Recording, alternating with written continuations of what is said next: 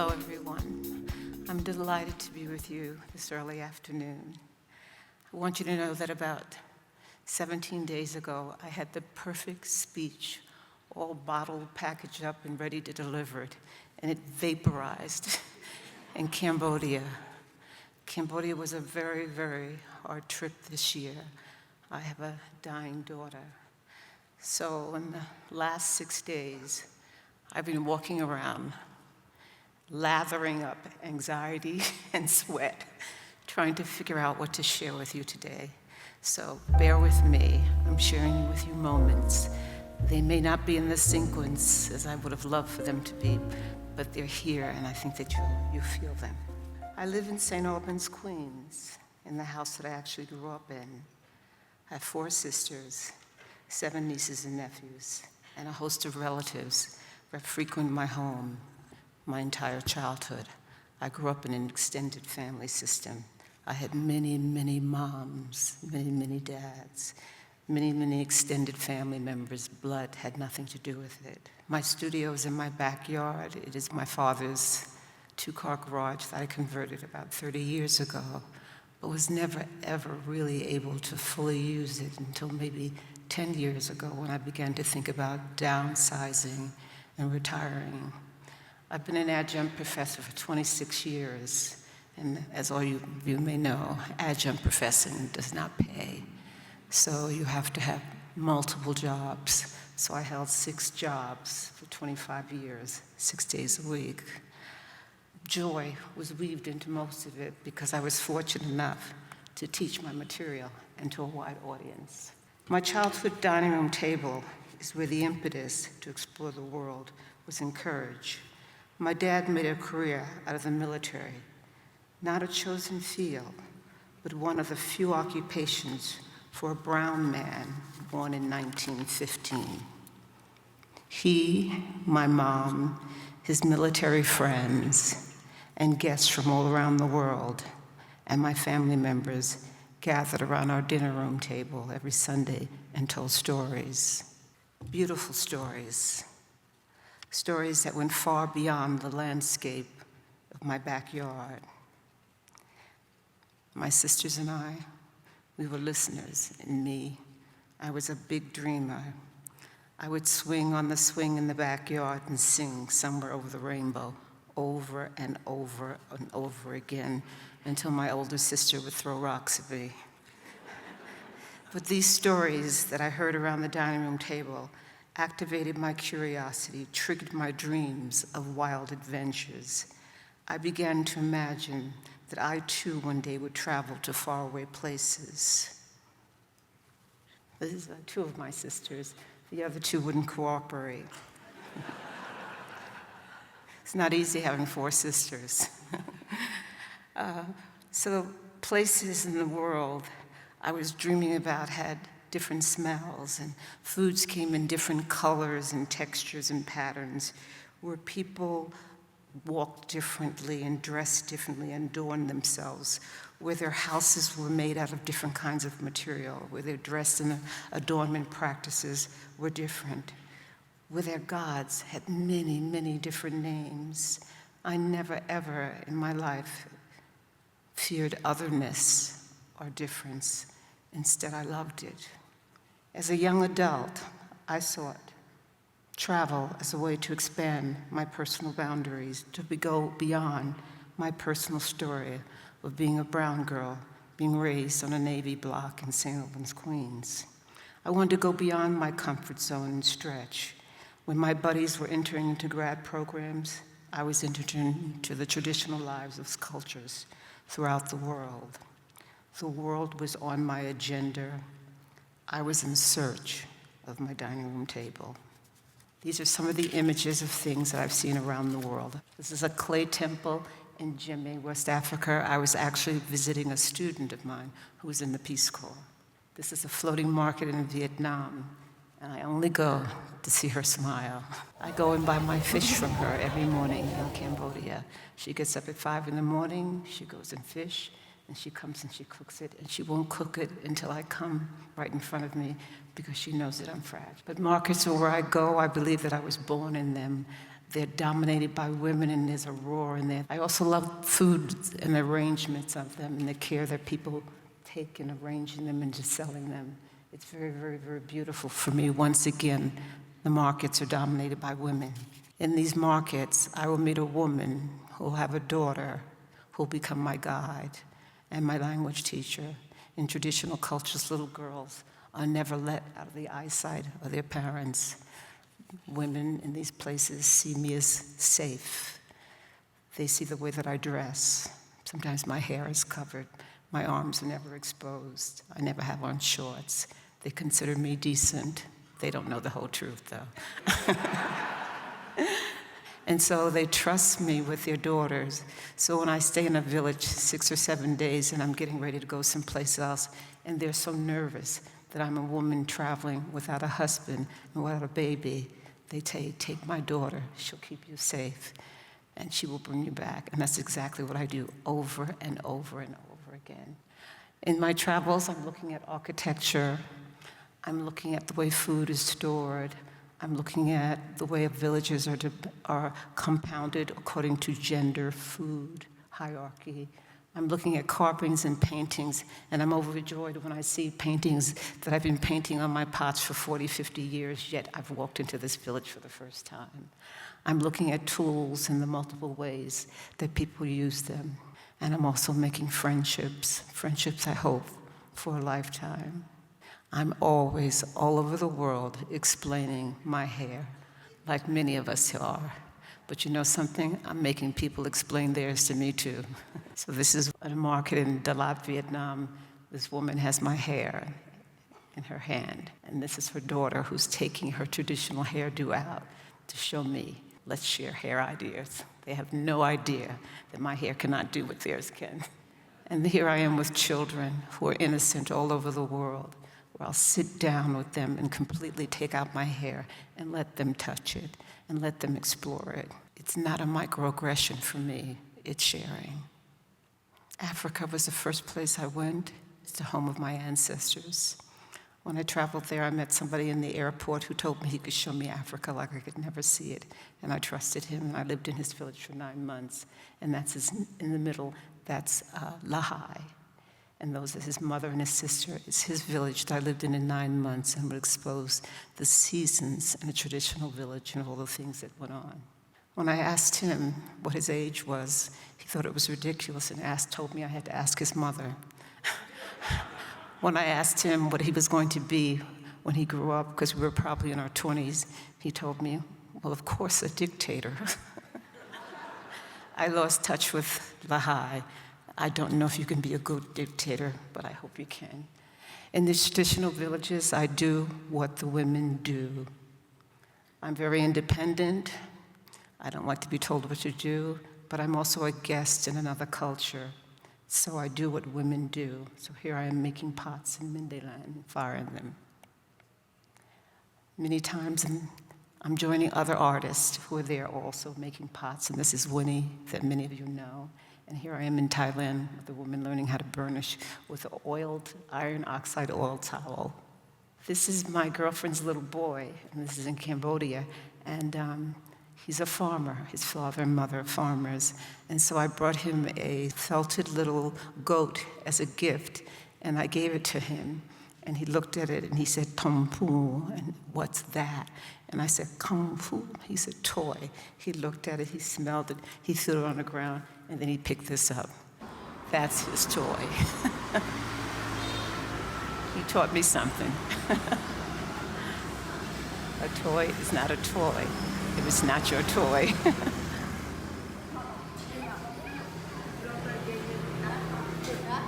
On the studio, because clay is everywhere in the world and it comes in as many colors and personalities as we do as people, I can work. And most of the time I do, and I ship my work home. So here I am in different parts of the world, making pieces traditional way and sending them home by boat.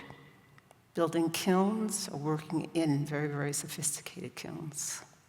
Many times in traveling, the landscape etches its way into the surfaces of my work.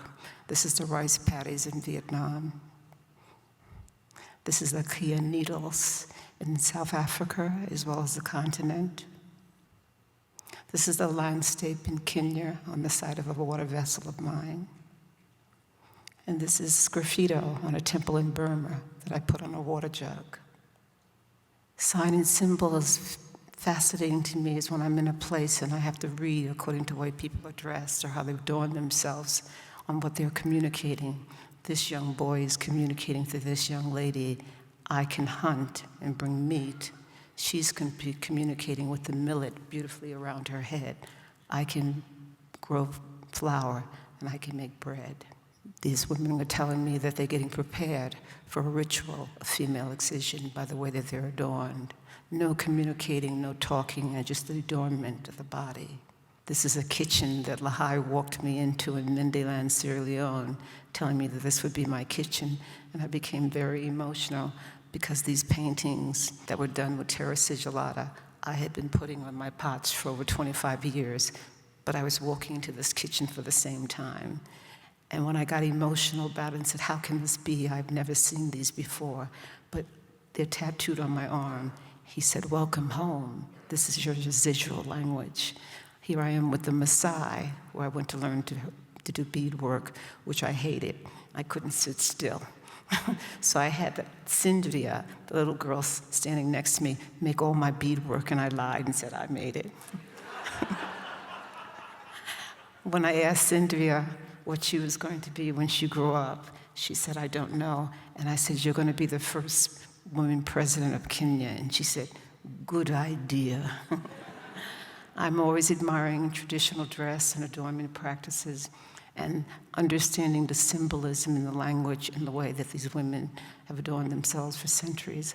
I respect this dress. I own every bit of it, but I do not wear it in the country of its origin. These are two particular hill tribe women. Also, clothing of identity, the Lisu Hill tribe, the Hmong, the hat of the Viet Cong War, which is the hat of my generation. Adornment practices. This woman's tattoo is a signifier of her marriage. These people who are tattooing their entire bodies is a class to prove that their skin color is radiant and beautiful and more than any other. The barbershop, where you just pick out a picture of the haircut you want. All of these travel experiences I take into the classroom, alternative centers, senior citizen places, and I tell these stories, these rich, rich, rich stories. And this is where I'm working with alternative to incarcerated youth, and I'm doing mosaic with them. They all have felonies, minor felonies in my opinion. But anyway, I'm working with them with a dear friend, Murphy, and we're trying to expand their worldview. And just like travel pushes my personal boundaries, I'm trying to push their personal boundaries. I'm trying to get the gang mentality out of their minds. So I'm doing public art with them, and I can't think of anything better that we have to go to a public site. We have to consider who comes into it. We have to think about color. We have to sit down and think about design. I'm demystifying that this place is their place and not mine, or that hood I can't go into. We'll work on a table for about 3 months. It'll be 6 or 7 kids that may represent 6 or 7 gangs, and then we go and install the tables into Starbucks. I tell them about traveling around the world and the injustices that other children suffer that look like them or don't look like them. So I tell them about children who fight wars in 19 countries in the world. This is a girl who told me that she played sports until the rebels raided her village. The other one told me that I made dolls before I became a killer. I talk about female excision, a ritual that I experienced by living in Mendeland, Sierra Leone, which was Lahai's village. A ritual that's thousands and thousands of years old and practiced by many, many groups of people. At one point when I made them the full length of our face because I wanted to take the story of what I was experiencing in a village and put it into your face. I wanted you to know that somewhere in the world a girl was being cut. I wanted you to know that somewhere in the world a girl's foot was bounded to 3.5 inches at one point in history. I wanted you to know that somewhere in the world right now, a little girl is fighting a war with a baby on her back, and when she dies, her baby dies with her. She's also a sex object and a cook. I wanted you to know that. Women who have experienced these, they don't need to know the stories. They've lived them, but we have not. Foot binding.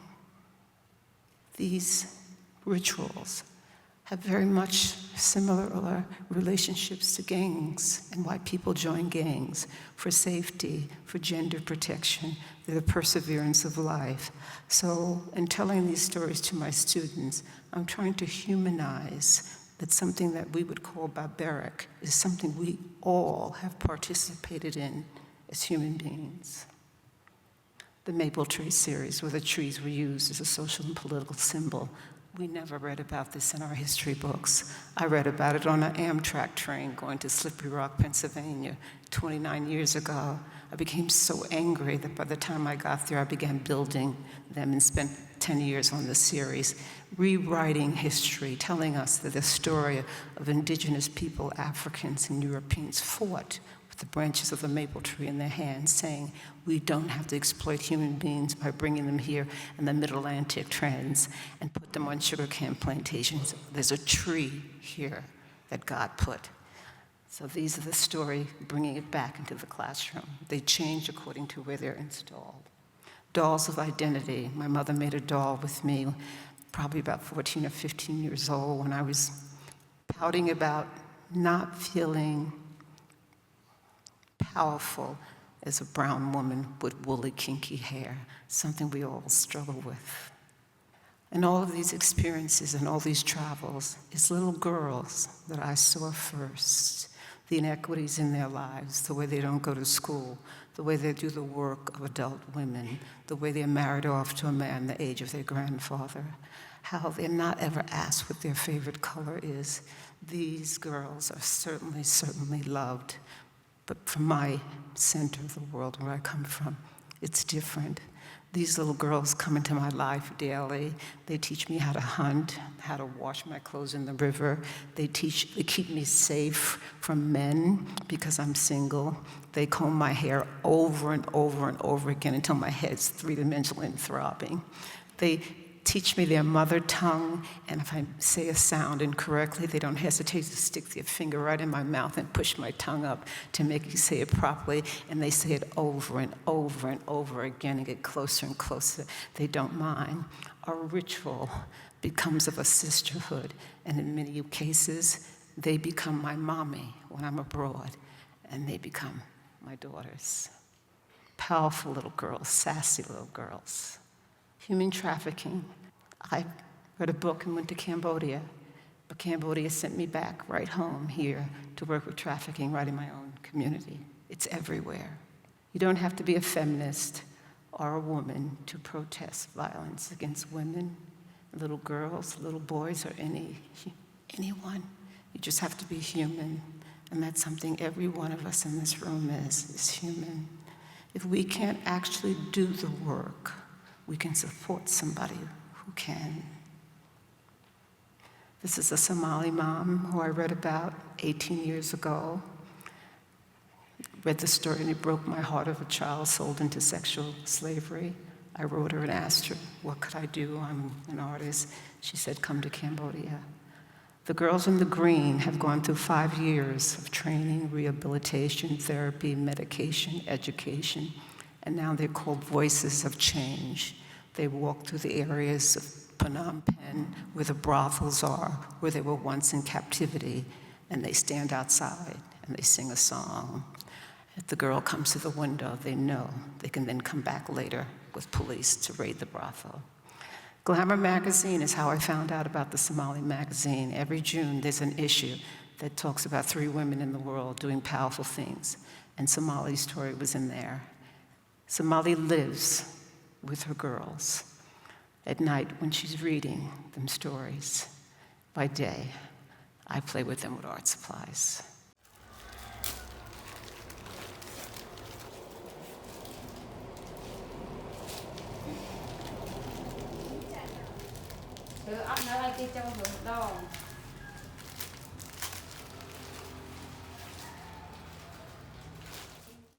The first year I went, I didn't really know what I was going to do. I just knew that I had to go. And so I went to the girls that I was working with in the incarceration center, and they said, I took a globe in and I showed them where Cambodia was on the map. I told them I read the story in Glamour magazine. They said, Sana, these girls were never little girls. And I said, that's right. And they said, Sana, they were victimized and they don't look like us. I said, that's right. Victimization goes across race. Although I know, and we know, most of the time it's the darker skin that's more victimized.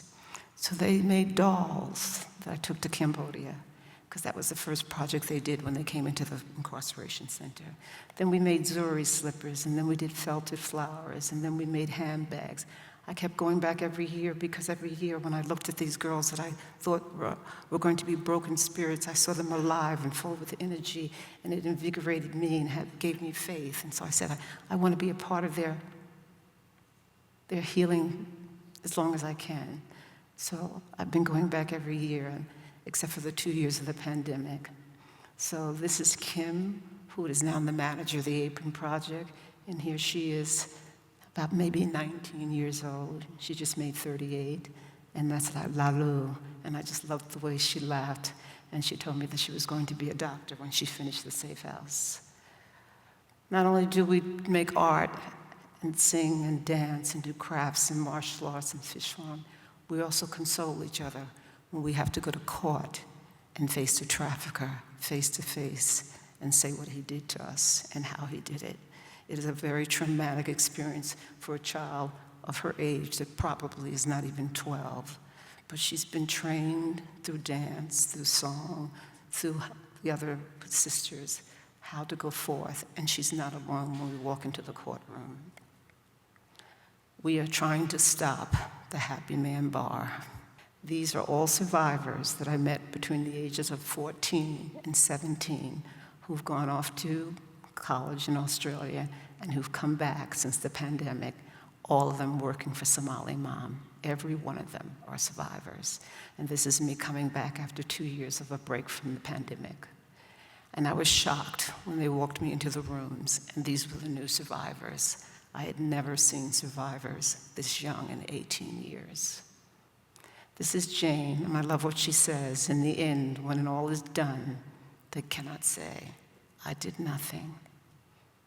The Apron Project. It began 9 years after going to Cambodia when I realized girls who were rescued at 13, 14, 16, 17 had less of a survival right back into the culture. There is no remedial program so that they don't get the basic skills. We rescue a girl between 3 and 9 after therapy, meds, and activities. We can integrate her back into school. But a girl at 15, 16 who was stolen at 8 or 9 can't, there's no remedial program. So she can't go back to school. So her only education is the one we give her. So sewing is another thing we do. So the girls, I realized, were not doing as well. And so I started the Apron Project. Here was when I came back from the pandemic, and here are the girls that are in the Apron Project. All of them I met as young teens. Now they're tailors, cooks, tourist guides, hairdressers, not great professions to make a good living, but they were rescued too late to get a good education, so they'll never go beyond $4, $5, $6 a day in a salary. Here are the aprons, and during the pandemic, when I couldn't go, I told them to think outside the box and begin to make other things, and they began making these beautiful bags. The idea of the Apron Project came about because my mom was a domestic. She cleaned the homes of wealthy people that lived within 6 blocks of St. Albans, Queens. I'm always abroad at the death of my mother. She died over 45 years ago. I carry something of her with me wherever I travel. And one year I took her aprons that she made with me, and it became my pillowcase. So I was trying to think, what can I do with the girls to supplement their small incomes, to keep them from re-entering brothels? And I said, the aprons. So On January 3rd of every year, which is my mother's transition date, I go into the hotels that I always stay in, and I find the maids, and I give them an apron, and we dance. And after we dance, I help them clean the floor that they work on. And so this year, this was my Anuna, who came to my room, and we would exercise. She's not doing it right, but I love it. Very good. Very good. I love it. Every day. These are stories about my mom, who went blind in my late teens. These are the aprons that she made for her own self-empowerment when she was cleaning other people's homes. She had this wonderful expression that I think that many moms have, because I've heard it, and that when something I was going through that was difficult, she would always say, "Mommy's in your pocket." So when I found these aprons in my great-grandmother's house, I had duplicate images made of my mother, and I put her in her own apron pockets. And then I began to make the aprons out of ceramics with the tails on the side, for lack of a better word, apron covers on the side that were actually on old aprons of hers. And then because she had a diabetic and her pads of her finger were thick, the braille that she had to learn had to be raised really high off of the surface. So I raised the braille signals really high, and these are just saying the names of me and my sisters. This is Ren with Sapiri, who was probably about, maybe in that picture, 8 or 9 months old, and that's when I began the apron project. Okay. And this is where she's maybe about 3 years old. I know it looks terrible, but it's not what it is. It's okay, just keep washing. She's telling me she's tired, and I'm saying, that's okay. This is Sapiri last year.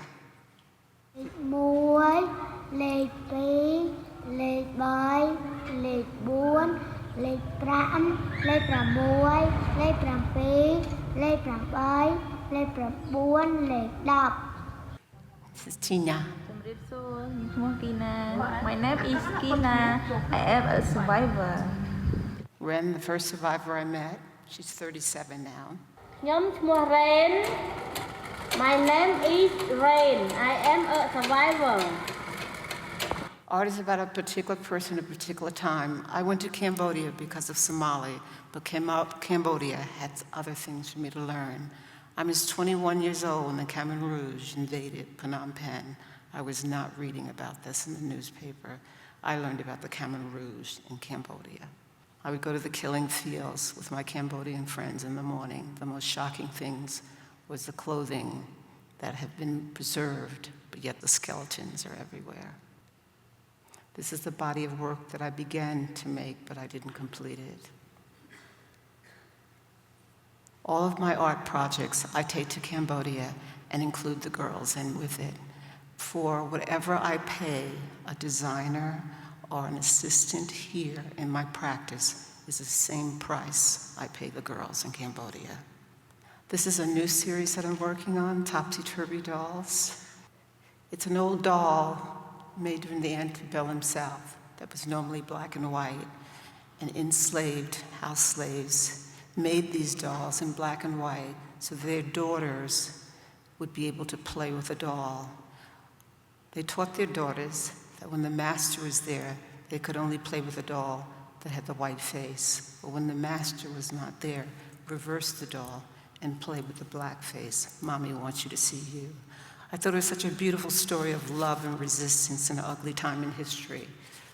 Slave children were not allowed to have toys. And this child who was playing with the toy of the master wasn't even aware that she and that child were siblings, because she was the master's child too. So instead of using that narrative, because my subject matters are foot binding, girl soldiers, sex trafficking, incarceration, genocide, displacement, or sometimes heavy burdens to carry, as an artist, you must stay raw, or I must stay raw to really be honest to these subject matters. And at some point, the burden of it became too hard. The pandemic didn't help me living in an isolated community, and I became depressed and decided that I wanted to find joy. I also wanted to think about not working so hard. And so I came up with a series, instead of black and white, to have powerful women that have informed my life. So this one is Michelle Obama. Unfortunately, I was talking about her garden, and she came out just a bit too blue-green. And so the doll spins, and you get the reverse of another doll. But here I put Michelle with Michelle. But I have 40-something dolls that I began, and they're all different women, writers, dancers, performers, but all women. The House series. This is a body of work that I began prior to any art school training. It was when I came home from living abroad, in Africa and India and the Middle East, where everyone's relationship to the house was slightly different. And at the time, my mother was dying, and I was depressed, and she always had this expression that our bodies were our temples, and that if you keep your bricks in place, then you'll feel whole. And I felt like I was missing bricks. So I began to make these pieces in homage to her and building myself. So these are pieces that are for 45 years ago, and I made them over a 10-year period. They range from 3 feet to about 6 feet. Made them in different residencies. I applied to graduate school to Alfred, and I did not get in, and so I moved to the Archie Bray, and then began the same content, the houses, but reduced the scale because I couldn't afford this for larger pieces. And during the pandemic, being alone, my Navy base community, where people are either over 90 or under 14, I was incredibly isolated. The buses stopped running, the mail didn't come. My neighbors were already in pandemic mode. Their food was being delivered 2 or 3 times a week. Their doctors were always coming in. My 4 sisters moved their children in with them and their grandchildren with them. And I remember Thanksgiving was me and Zoom watching them. I watched them on Zoom, and they forgot that I was there. I kept looking at them, and the little ones would say, "There's Sani's up there." They ate, they drank, they took naps, they worked, they drank, they took naps. And so I just sat there and said, I'm in harmony with my family. But I got up and I walked into the living room where I had this piece and these pieces in the living room. And I sat on the floor next to them, and I began to wail. And I looked up at them and I asked, are you as lonely and broken as I am? Are you as damaged as I am? I was self-destructing.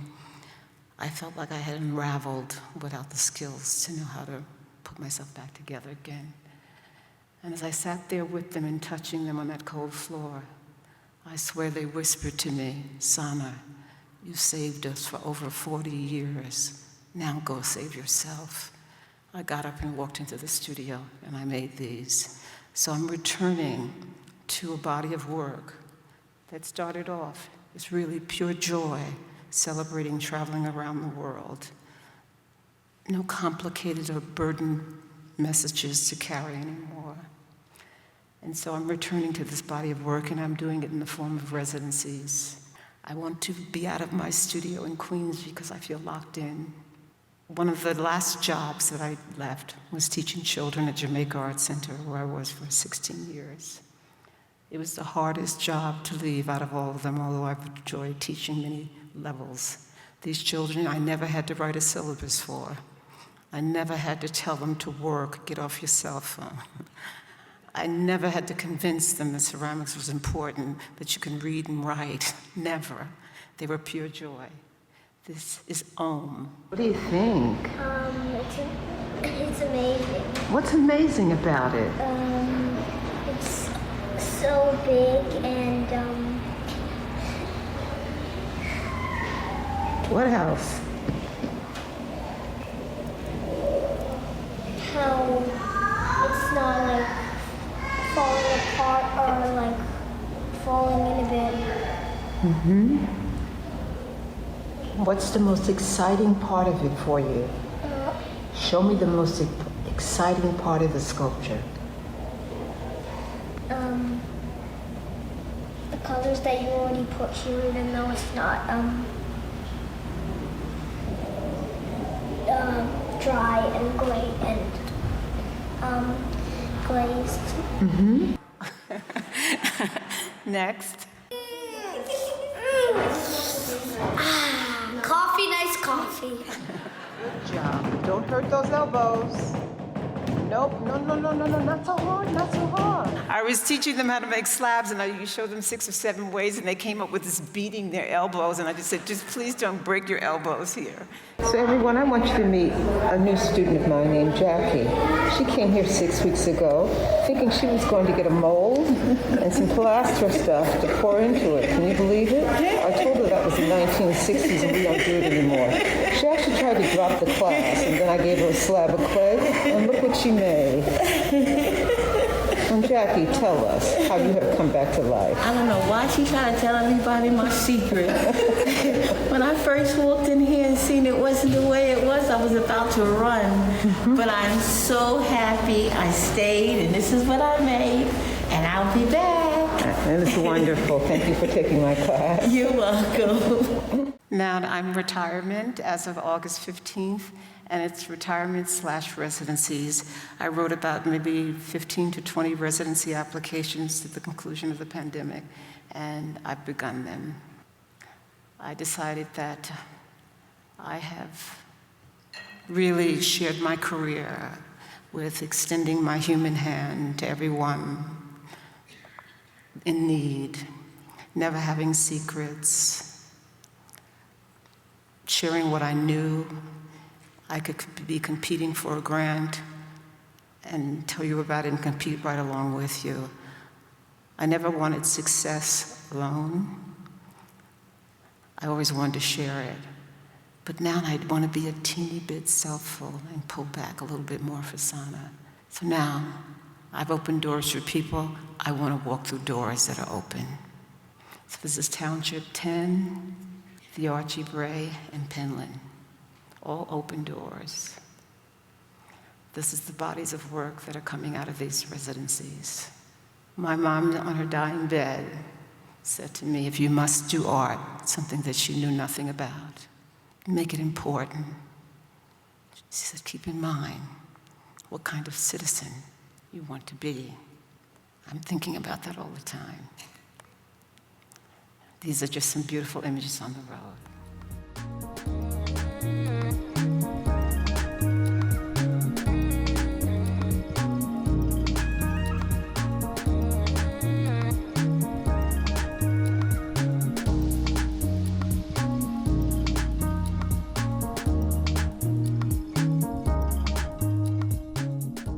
I've traveled throughout the world with my heart in my hand. I won't stop, but I will step back. I want to be self-full, not selfish, and there's a difference. Good girls go to heaven. Bad girls go everywhere. I want to be bad. We'll rise up in spite of the aches. We'll rise up, and we gon' do it 1,000 times again.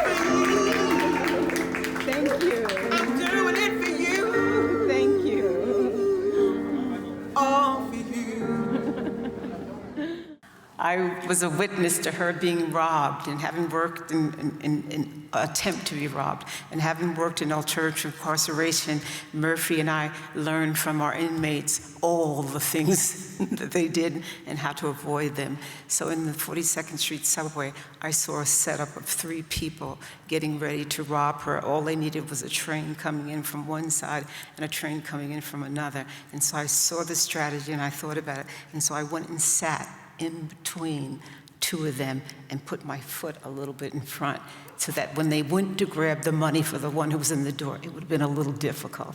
And so that person, the train came and I blocked them. And so when she came over, I said, they were gonna rob your money. And I said, I was gonna go after them. And she said, and so was I. This is my mom and dad. My mom, whose name was Sadie, but who preferred to be called Fran, and my father's name, Louis, who preferred to be called Wallace. They've been deceased over 47 years. They never saw my art, but you see it. My nieces and nephews see it. My community sees it, NCECA sees it, my students see it. They brought me into the world at 2:03 today. It's my birthday.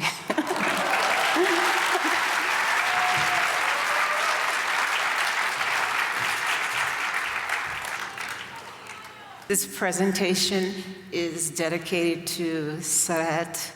I met her 17 years ago and put art supplies in her hand. And this year, all I could do was hold her. She's dying from breast cancer. Our last words to each other were walk in joy. Thank you.